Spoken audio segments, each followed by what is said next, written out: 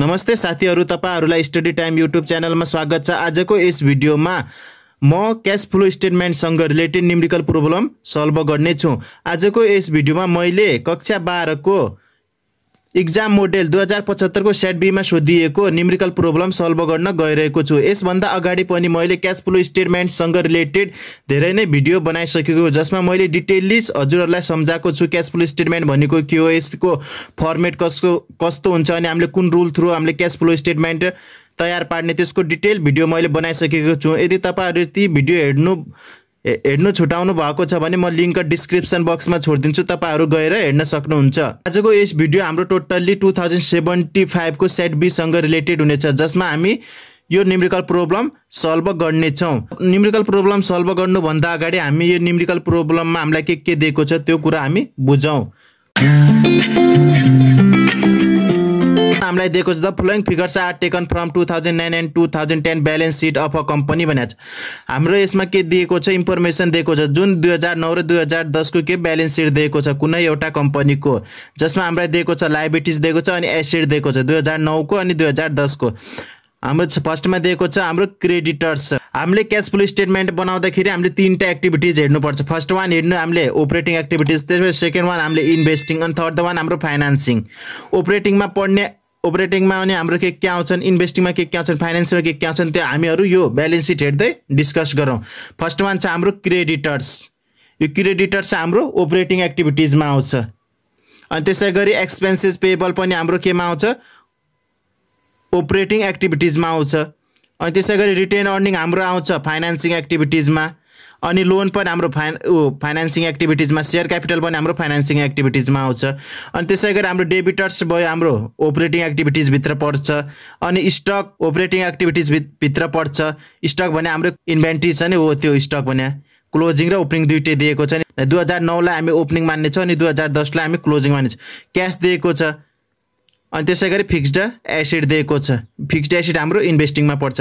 Cash भने यो cash balance हामीले लास्टमा म्याच गराउनु पर्छ। हामीले फाइनान्सिङ हामीले के हो, हामीले क्याश फ्लो स्टेटमेन्ट बनाउने हो, त्यसमा हामी के गर्ने छौं, नेट चेन्जेस फाइन्ड आउट गर्ने छौं। नेट चेन्जेस कसरी फाइन्ड आउट गर्ने छौं, operating plus investing plus financing तीनटैको ब्यालेन्सलाई हामीले जोड्ने छौं। त्यसबाट हामीले net changes in cash find out गर्ने छौं। त्यसमा हामी के जोड्ने छौं, यो ओपनिङ क्याश जोड्ने छौं। हेर्नुस् त, ओपनिङ क्याश जोड्ने छौं 25,000 जोड्ने छौं त्यो नेट चेन्जमा, अनि त्यो जोडेर हाम्रो क्लोजिङ कति आउनु पर्छ, 30,000 आउनु पर्छ। यसरी हामी यो हेर्ने छौं। अनि त्यसैगरी अदर इन्फर्मेसनमा दिएको छ हामीलाई सेल्स रेभिन्यू फर 2010 1 लाख को, अनि cost of sales 80,000, operating expenses कति दिएको छ 26,000, जसमा हाम्रो 4,000 को इन्ट्रेस्ट एक्सपेन्सेस इन्क्लुड भएको छ। हाम्रो यसमा नभएको कुरा जुन छुटेको छ त्यो हामीलाई एज अ अदर इन्फर्मेसनमा गिभन दिएको छ। अनि त्यसैगरी फर्दर यसमा हाम्रो के दिएको छ, त्यसैगरी फर्दर दिएको छ हाम्रो फिक्स्ड एसेट परचेज भनेर 14,000 दिएको छ। अनि त्यसैगरी डिस्ट्रिब्युट क्याश डिभिडेन्ड भनेर कति 7,000 को दिएको छ। अनि यसमा हामीले के हो रिकर्ड गर्ने, cash flow statement using direct method. Cash flow statement बनाउने के हो डाइरेक्ट मेथडबाट। यो रहेको छ हाम्रो क्याश फ्लो स्टेटमेन्टको फर्मेट, जसमा हामी पार्टिकुलर शो गर्ने छ अनि यो हाम्रो डिटेल कलम्स, यसमा अमाउन्ट शो गर्ने। सबभन्दा फर्स्ट हाम्रो आउँछ क्याश फ्लो फ्रम अपरेटिङ एक्टिभिटीजबाट। अपरेटिङ एक्टिभिटीज भित्र हाम्रो के क्याश फ्लो कस्तो भएको छ, इनफ्लो आउटफ्लो के भएको छ त्यो हेर्ने छौं। अनि यसको सब हेडिङ भित्र आउँछ हाम्रो first one cash collection from customer. कस्टमरबाट हामीले क्याश कलेक्सन कतिको गरे त फर्स्ट वान हेर्ने छ हामी सेल्स थ्रु पनि हामी कस्टमर थ्रु के गर्छौं, कलेक्सन गर्छौं। हाम्रो हेर्नुस् सेल्स कति दिएको छ 1 लाख, त्यही भएर हामीले यता कति शो गर्यौं 1 लाख। अनि डेबिटर्स पनि हाम्रो क्याश कलेक्सन फ्रम कस्टमर अन्तर्गत आउँछ। अब हेर्नुस् त हाम्रो यो डेबिटर छ 2009 मा कति छ 15,000, अनि 10 मा कति छ 10,000, यानी कि हाम्रो के छ ब्यालेन्स घटेको छ कतिले 5,000 ले, त्यही भएर के हुन्छ डिक्रिज इन डेबिटर्स कति 5,000। अब हाम्रो एउटा रुल छ, एसेट हाम्रो के छ डिक्रिज हुन्छ भने हाम्रो इनफ्लो हुन्छ, अनि त्यसैगरी हाम्रो लायबिलिटीज डिक्रिज हुन्छ भने हाम्रो आउटफ्लो हुन्छ। यो रुल याद गर्नु होला। एसेट हाम्रो एसेटसँग हाम्रो जस्ट अपोजिट हुन्छ। एसेट घट्छ भने हाम्रो इनफ्लो, बढ्छ भने आउटफ्लो। त्यसैगरी लायबिलिटीज हाम्रो बढ्छ भने इनफ्लो, घट्छ भने आउटफ्लो। लायबिलिटीसँग हाम्रो पोजिटिभ रिलेसन अनि एसेटसँग हाम्रो नेगेटिभ रिलेसन्स हुन्छ क्याश फ्लोसँग। अनि त्यसैगरी हामीले कुनै सामान परचेज गर्छ भने त्यो हाम्रो आउटफ्लो हुन्छ, अनि हामीले कुनै सामान हामीले सेल गर्छ भने त्यो हाम्रो लागि इनफ्लो हुन जान्छ। यी चारवटा कुरा हजुरहरु याद गरिराख्नु होला। अनि त्यसैगरी हाम्रो के छ डेबिटर्स के भयो डिक्रिज भयो, त्यही भएर 5,000 हामीले केमा पोजिटिभ फिगरमा शो गर्यो। अनि इन दुईटा जोड्दा हाम्रो के भयो नेट कलेक्सन फ्रम कस्टमर कति आयो हाम्रो 1,05,000 हाम्रो के आयो cash net collection from customer. अनि त्यसैगरी अब हामीले नेक्स्ट वान के हेरौँ क्यास पेड टु सप्लायर्स। यो पनि हाम्रो के अपरेटिङ एक्टिभिटिजकै सब हेडिङ हो जुन बी नम्बरमा पर्छ। क्यास पेड टु सप्लायर हामीले सप्लायर्सलाई कति क्यास पेड गर्यौँ। फर्स्ट वान यसमा पर्छ हाम्रो कस्ट अफ गुड्स सोल्ड जुन हाम्रो एडिसनल इन्फर्मेसनमा दिएको हुन्छ धेरै जस्तो क्वेसनमा। यदि दिएको छैन भने हामीले फर्मुला थ्रु फाइन्ड आउट गर्नुपर्छ। अनि सिओजिएस अहिले हाम्रो कति छ 80,000 हामीले 80,000 जस्ता हो त्यस्तै लेख्यौँ। अनि त्यसैगरी यसमा अरू के आउँछ भनेका थियो हामीले क्रेडिटर्स पनि आउँछ भनेको थियो 29 बाट कति भएको छ 32 भएको छ यानी कि हाम्रो कतिले बढाएको छ 3,000 ले। त्यही भएर हामीले के गर्यो इन्क्रिज इन क्रेडिटर 3,000 हामीले के भने लायबिलिटिज बढ्यो भने हामीले यसको पोजिटिभ हुन्छ, बढ्यो भने क्यास फ्लो बढ्छ, घट्यो भने क्यास आउटफ्लो हुन्छ। अनि डेबिटर्समा के हुन्छ जस्ट अपोजिट हुन्छ भनेको थियो नि हो त्यो ध्यान दिनु होला। अनि त्यसैगरी एक्सपेन्सेस पेबल 2 बाट 3 छ यो पनि बढाएको छ यानी कि क्यास इनफ्लो कतिले 1,000 ले 1,000 ले। अनि त्यसैगरी हाम्रो आउँछ यसमा डिक्रिज इन स्टक हेर्नुस् त कति छ 30 बाट 20 भएको छ यानी कि घट्या छ। घट्नु भनेको यसमा हाम्रो क्यास इनफ्लो स्टक हाम्रो के छ घटेको छ भन्यो। हाम्रो जस्तै 30,000 स्टक छ जसमा हामीले के गर्यौँ हामीसँग के छ अहिले 20,000 छ यानी कि 10,000 हामीले बेचेका होला नि त स्टक। त्यो बेच्नु भनेको के हो हामीले क्यास के गर्यौँ कम्पनीमा आयो नि त क्यास आउनु भनेको हाम्रो क्यास इनफ्लो। हामीले यसमा हेर्नु भने क्याससँग रिलेटेड मात्र क्यास भित्र आउँदैछ कि जाँदैछ हामीले कुनै ट्रान्जेक्सन गर्दाखेरि त्यो ध्यान दिने हो। कति आयो 10,000 यो टोटल एड गर्दा हाम्रो कति भयो 66,000 जुन हाम्रो माइनस फिगरमा आयो। अनि त्यसैगरी नेक्स्ट वान छ हाम्रो cash paid to employees or other हामीले इम्प्लोइज अनि त्यसैगरी अदर सर्भिसमा हाम्रो क्यास हामीले कहाँ तिर्यौँ त। फर्स्ट वान छ अपरेटिङ एक्सपेन्सेस कति छ हाम्रो 22,000 यहाँ हेर्नुहोस् त हाम्रो अपरेटिङ एक्टिभिटिज केमा दिएको छ अदर इन्फर्मेसनमा दिएको छ कति दिएको छ 26,000 जसमध्ये के हो 4,000 हाम्रो इन्ट्रेस्ट भने 26 बाट 4 घटे कति भयो 22,000 हाम्रो के अपरेटिङ एक्सपेन्स कति 22,000। त्यो net cash paid to employees and other service हाम्रो एउटा हेडिङ आयो कति 22,000 जुन हाम्रो माइनसमा हो। अनि त्यसैगरी इन्ट्रेस्ट पेडमा हाम्रो के छ फर्स्ट इन्ट्रेस्ट एक्सपेन्सेस त यो भयो 4,000 भयो। अरू के छ इन्ट्रेस्ट पेडमा अरू केही आउँदैन यो 4,000।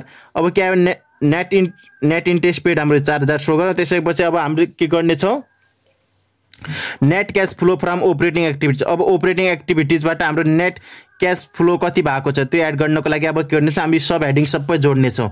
यो 105 यो छ नि यो 105 अनि माइनसको 66,000 माइनसको 22,000 अनि माइनसको 4,000 गरेर हाम्रो कति आयो 13,000 हाम्रो के आयो यो 13,000 हाम्रो के आयो net cash flow from operating एक्टिभिटिजबाट हाम्रो कति आयो 13,000। अब त्यसै गरी हामीले के गर्यौँ अपरेटिङ एक्टिभिटिजको हेडिङमा सब सिद्ध्यायौँ। अब त्यसपछि हामी हेर्ने छौँ इन्भेस्टिङबाट हामीले कतिको क्यास फ्लो भयो त हाम्रो त्यो हेर्ने छौँ। त्यसमा हाम्रो के आउँछ पर्चेज र अनि इन्भेस्टमेन्ट अनि त्यसै गरी सेल्सहरू आउँछन्। यता हेर्नुहोस् त हाम्रो फिक्स्ड एसेट 81 बाट कति भएको छ 195 भएको छ। बढ्नुको मतलब के हो हाम्रो के छ फिक्स्ड एसेट बढेको छ। यो बढ्नुको भनेको के हामीले पर्चेज गरे होला कतिले 81 छ 95 भएको छ कति 15,000 ले। त्यही भएर हामीले के पर्चेज अफ एनअदर फिक्स्ड एसेट कति 15,000। अनि त्यसै गरी हाम्रो एडिसनल इन्फर्मेसन पनि दिएको थियो पर्चेज अफ एसेट भनेर फिक्स्ड एसेट कति 14,000 दिएको थियो त्यो पनि हामीले यता मेन्सन गरौँ। पर्चेज भनेको के हामीले किन्यौँ किन्दाखेरि हाम्रो कम्पनीले के गर्छ पैसा पे आउट गर्छ नि त पैसा कम्पनीबाट बाहिर जान्छ कतिले 14,000 लियो गयो अनि 15,000 लियो गयो टोटल कति भयो 29,000। यो 14,000 हाम्रो एडिसनल इन्फर्मेसनमा दिएको छ हेरौँ त।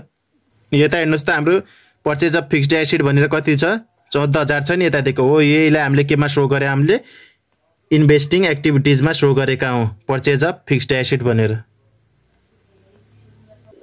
यो हामीले टोटल गर्दा कति भयो 29,000 हाम्रो के आयो यो net cash flow from investing एक्टिभिटिजबाट 29,000। अनि त्यसै गरी अब हाम्रो हेर्ने छौँ फाइनेन्सिङ एक्टिभिटिजबाट हाम्रो क्यास फ्लो कति भयो त। फर्स्ट वान यसमा आउँछ हाम्रो इस्यु अफ सेयर हेर्नुहोस् त सेयर कति छ 80,000 को 90,000 कतिले इस्यु भएको रहेछ 10,000 ले। अनि त्यसै गरी क्यास पेड टु डिभिडेन्ड दिएको छ नि हामीलाई कति दिएको छ 7,000 हेर्नु यो पनि हाम्रो एडिसनल इन्फर्मेसनमा दिएको थियो नि डिभिडेन्ड डिस्ट्रिब्युट भयो 7,000 ले भनेर। यता हेर्नुहोस् त हाम्रो कति छ 7,000 ले क्यास डिभिडेन्ड डिस्ट्रिब्युट भएको छ। त्यही भएर यो हाम्रो के डिस्ट्रिब्युट भनेर पे हो नि त पे आउट हो पे भनेको क्यास बाहिर जान्छ त्यही भएर यसलाई हामीले माइनसमा सो गर्नुपर्छ। यो माइनसमा जान्छ हाम्रो क्यास आउटफ्लो माइनसको 7,000 सो गर्यो नि हामीले फाइनेन्सिङ एक्टिभिटिजमा। अनि त्यसै गरी हाम्रो नेक्स्ट वान छ लोन पेड। लोन यता हेर्नुहोस् त लोन हाम्रो कति थियो 50,000 थियो अहिले 68,000 भयो। हाम्रो लोन बढ्नु भनेको के हो हामीले लोन कसरी बढ्छ हामीले कसैबाट पैसा लिएको होला नि त कम्पनीले त्यही भएर त लोन बढ्छ कतिले 18,000 ले बढाएको छ नि यो 18,000 मा के हुन्छ प्लसमा सो हुन्छ। हाम्रो के भने लोन लियौँ भने हाम्रो कम्पनीमा क्यास इन्फ्लो हुन्छ नि त्यही भएर हामीले 18,000 प्लसमा देखा। अब यो सिम्पली हामीले यो जोड्दाखेरि कति भयो हाम्रो 21,000 यो हाम्रो के आयो cash net cash flow from financing एक्टिभिटिजबाट हामीले कति कलेक्सन गरेका रहेछौँ 21,000 हाम्रो इनफ्लो भएको रहेछ। त्यसै गरी इन्भेस्टिङबाट 29,000 को आउटफ्लो अनि त्यसै गरी हाम्रो एक्टिभिटिज अपरेटिङ एक्टिभिटिजबाट 13,000 को इनफ्लो भएको रहेछ। अब सिम्पली ए बी सी लाई जोड्नुस् त यो 13,000 माइनस 29,000 प्लस 21,000 गर्दा हाम्रो कति आयो टोटल ब्यालेन्स हाम्रो आयो 5,000 जसले हामीले के भन्ने छ नेट चेन्जेस इन क्यास भन्ने छ। जस्ट हामीले कसरी find out A plus B plus C गरेर कति आयो 5,000 आयो। अब सिम्पली के एड गर्ने छ हामीसँग opening cash and bank balance.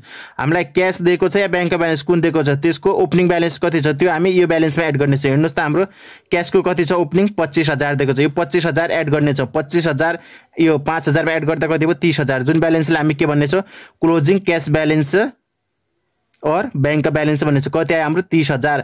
अब यो क्लोजिङको हाम्रो यो 30,000 आएको छ नि ब्यालेन्स। अब यो हेर्नुस् त हाम्रो क्वेशनमा दिएको ब्यालेन्स सिटको क्लोजिङ ब्यालेन्ससँग यो 30,000 म्याच खाएको छ कि छैन त्यो हेर्ने छौँ।